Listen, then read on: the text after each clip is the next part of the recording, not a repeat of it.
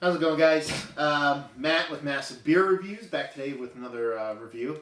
Um, Here with Joe Cali of NEPA Beer Reviews. You can check both of us out, I would imagine, at the same thing. It's probably NEPA Beer Reviews on Facebook, Instagram, and Twitter. Yep. And Massive Beer Reviews in all the same places.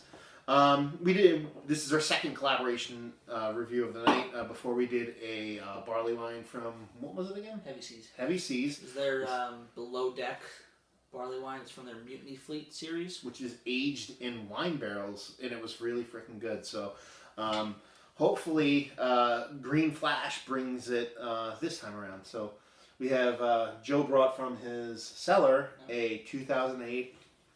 I like aged beer. 2008 Green Flash Brewing Barleywine style ale. Yeah. Now, I'm curious about that. Do you have a definition of that?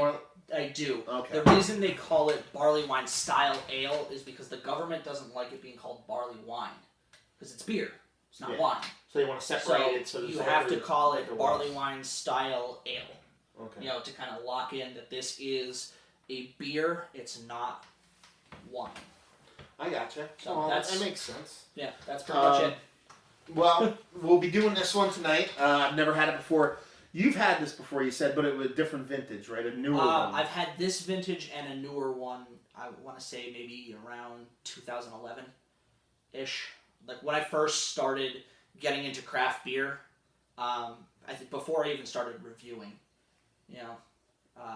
So I've had this a couple of times. This one, funny story on how I got it. I was at a local beer store, and I see Green Flash Barleywine. All right, pick up 2 of these bottles, $10 a piece. Perfect. I get home, and I'm looking at the label a little bit more carefully. I'm like, it says 2008 on it. I'm like, this one says 2008 on it as well. Like, score. 2008 Barleywine for $10. Awesome. That's not a bad thing. You know what I mean? Now, as far as like Green Flash, haven't had a ton of it, so nothing's blowing my doors off. And now you're kind of a fan of them in general. Yeah, you know I like their IPAs. The West Coast IPA, awesome for me. Palate Wrecker is another good one. I actually have a bottle of Palate Wrecker sitting on my shelf just because I put it there and I said, this is staying there for now. But I mean, generics. I mean, generic info. You know, 2008, 10%. You know what I mean? Pint 0.6. American style barley wine. So probably the IBUs might be up there a little bit. But I mean, it's 2008, so you're talking about 6 years. So any over the top hops are probably gone by this point. So yeah, and even fresher hops weren't that big of an issue to begin with. Well, you were saying, we were talking before we started filming, that you're saying Green Flash is very on point with their hop ratios. Like, they know what's supposed to be hoppy and they know what's not supposed I think to be so. hoppy. Like, of what I've had, you know, their hoppy stuff has been pretty hoppy, and I haven't had their double stout in a while, but that wasn't overly hoppy. That was pretty malty. I still have a bunch of bottles of them sitting in my cellar. Just a little bit more. Yeah. Even though there's more in the bottle, I don't know why I just did that. Anyway, let's see what we got here. Yeah, I mean it lacks. It's definitely just from the nose itself. It's like I can tell it's American style barley wine. It smells like it was. It smells fluffier. Not Yes, as thick it does. bits. It definitely smells. Apart from the barrel aging, it smells way different than the Heavy Seas. It smells like it was hoppy at one point. Yeah, but beers that were, for me, I can tell an old hoppy beer right off the bat. It smells like syrup. It gets a real like malty, syrupy kind of smell, and it just doesn't smell very good. This, since it's 10%, it's been able to hold up a little bit better. I mean, it doesn't smell bad, but you can tell that there's like that. It's supposed to be hoppy, like you said. Like you could tell. I mean, I haven't tasted it yet, but you can tell that at one point or another. There's a huge difference between American barley wines and English style. And this is, if you were blind, the second you smell this, or if you're not blind and you know beer, the second you smell it, you know what it is. You know. So cheers, brother. Cheers.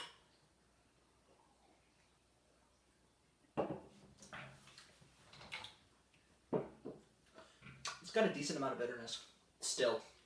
It's a weird bitterness, though. It's not like a typical hop bitterness. It's almost this is going to sound weird. It tastes like grass.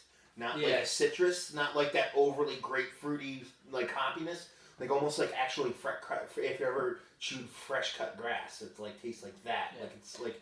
It's definitely, instead of the, your West Coast hoppiness tends to be more on the citrusy, grapefruity kind of, like, tropical fruits. This is definitely more on the East Coast scale, which tends to be more piney and earthy. East Coast. Yeah. No, but it's good. I like it. It's a little confusing. It's a weird taste. Like, it's not bad. Like, I don't like saying weird because when you say weird, it automatically denotes like bad. But it's not bad. Like, I actually like it. But it's like the aftertaste is really sharp. Like, when I actually, like, if I continue to smack my palate and swallow, it's like I keep getting hit with that grass and just like, and it's really, really, really prominent.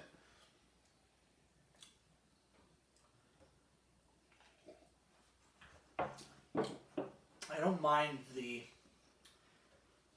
bitterness that you get. It's a lot different than, your typical heavy English style barley wine, but it's also, since it's been aged, it's also different than your typical American style barley wine. Yeah, no, I mean it's good, but it lacks something to me. Like it has the mouthfeel of what I want. Like it's dense, it's creamy. Yeah, it has that thick like density to it. Almost more like a Doppelbock density as opposed to like a barley wine density, which is Doppelbock's one of my favorite styles.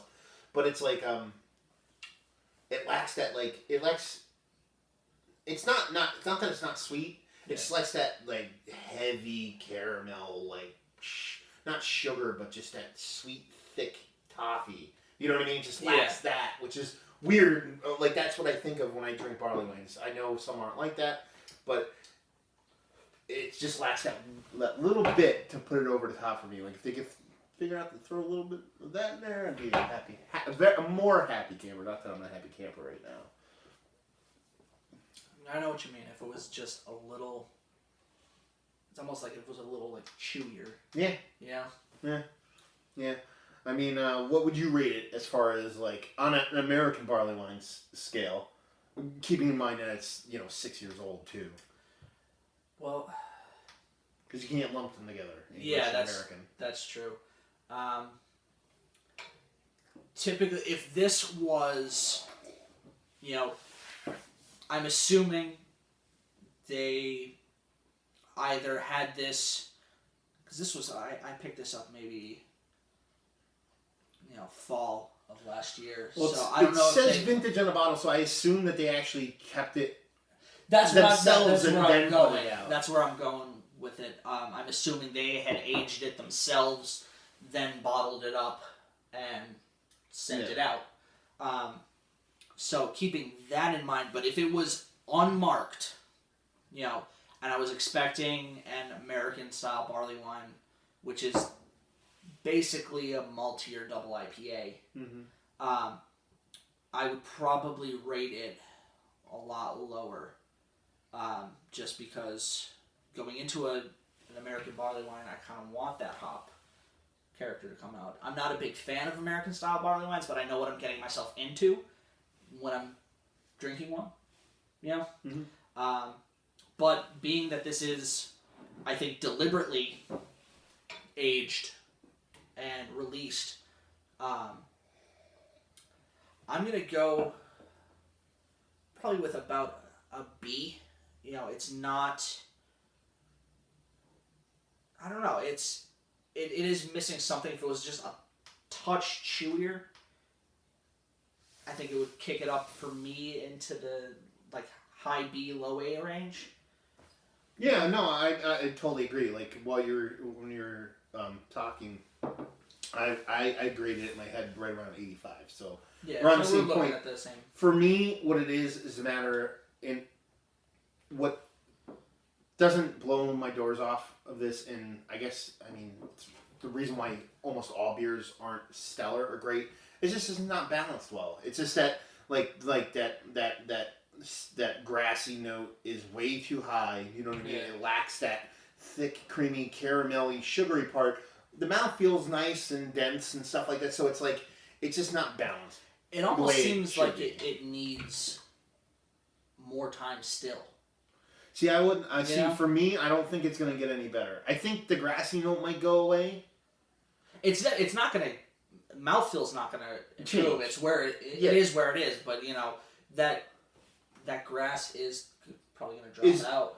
It's going to drop out. But that other end of the spectrum where I need that extra kick of that toffee sweetness is not going to no, it's not grow. So that bite will drop, but the other thing's not going to raise. So even though it might get, I don't want to say tolerable because it's actually I'm drinking it. I like it. It might it might go from an 85 to an 86 or an 87. It's not going to get to a 90. No. You know what I mean? Like it's going to get a couple notches. In it's not going to be like on my scale. It's not going to be an A+. It might get as high as an A- for me, but that's with what's not there back in. Yeah. No, I understand. And for me, because I always do the value stuff, like you said, you were paying $10 a bottle. $10. Like $10 a bottle. If I saw it, I'd buy it. Now that I taste it, $10. It's kind of a push for me. So on a value scale, I'd probably put it in the mid to highs. So it'd be around like a 5-6 value scale. Not because it's not $10 is a decent price. It's just the flavor combined with price. You know what I mean? It wouldn't. I could find much better, and that's just for me. You know. No, I know what you mean.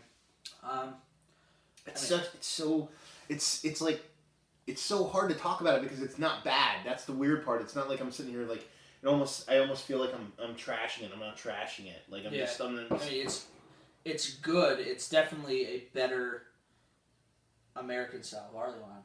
If I walked it's still got that American kick to it. If I walked into a bar and they had a bottle of this and I ordered it, I would drink it and I'd be happy because you rarely get stuff like this, especially in this area, specifically in this area in northeastern Pennsylvania. So it's more like judging it based on what it is as opposed to like, I don't know. I'm happy I'm drinking it. Yeah. That's all. And like the guy that owns the store, he's a pretty big beer guy, so I'm not surprised that he had something like this. There's a lot of room for that. I haven't been back in a couple since I got these beers, but there's definitely room to grow. I'm talking about Exit 190 in Dixon City. They've been open for maybe a year and a half at this point. Yeah. But he has room to grow, which is awesome to see, especially if he can pull in stuff like this.